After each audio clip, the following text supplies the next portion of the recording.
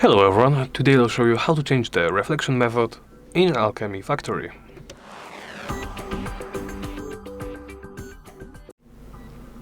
To change this setting, first open the Options menu. Then make sure you're in the Graphics tab. Scroll down a bit and look here. Under Reflection method, you can change it between Disable, Global Illumination and Screen Space. Personally, I don't see much difference between Global Illumination and Screen Space. You can see, of course, the effects in the background, because the background is simulated in the main menu. Make your choice. I will simply disable it and then press back.